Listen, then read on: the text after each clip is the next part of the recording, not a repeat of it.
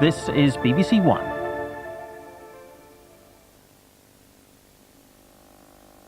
Now, a party election broadcast by the Liberal Democrats.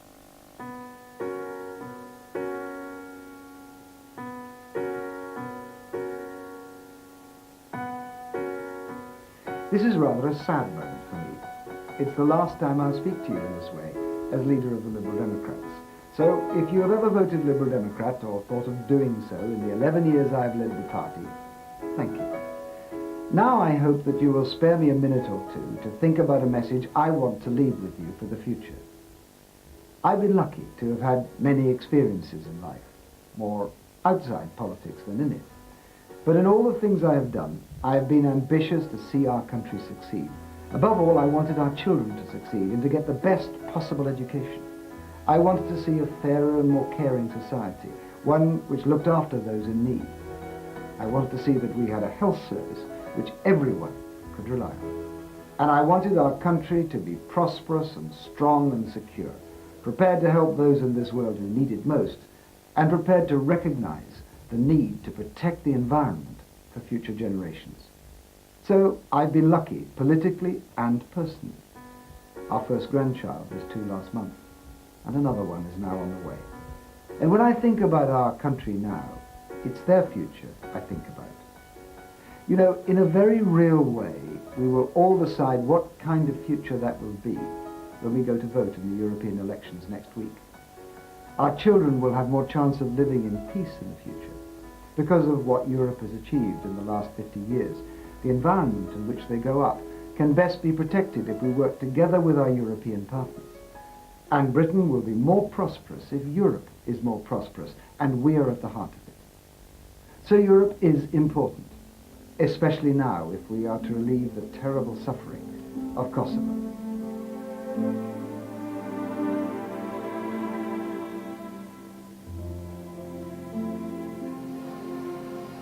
You know, in all the many journeys I've made to the Balkans over the past few years, I found these visits to Kosovo the most unbearable. There's a lesson to be learned from this terrible chapter in Europe's history. The countries of Europe must work closer together if we are to maintain peace in our continent. We can't always rely on the Americans. Perhaps none of this would have happened if Europe had got its act together a little earlier. And that's why the Liberal Democrats have been a driving force in developing a common European policy for the security of our continent. But next week's vote is also important for the message it will send to our government.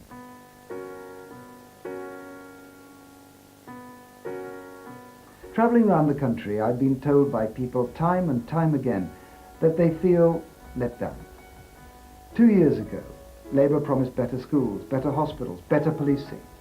Yet 2 years on, we still have the largest primary classes in Western Europe. For most children, class sizes have gone up, not down. In the NHS, the number of people waiting for an operation for more than a year has doubled.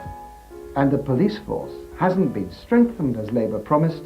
The number of police on the beat has actually been cut by nearly 800 since Labour came to power.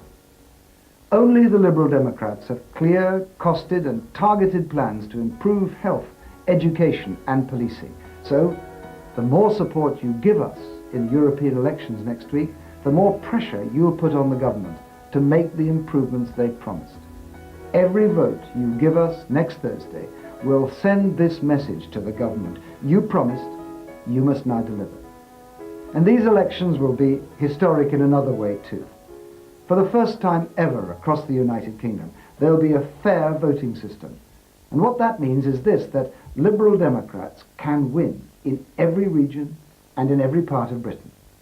And the more votes you give us, the more we can achieve. Thanks for listening. I wish you all every success in the future.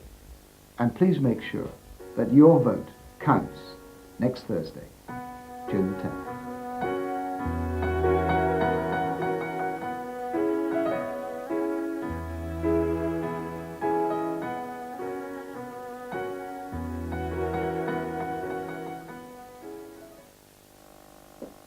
That was a party election broadcast by the Liberal Democrats.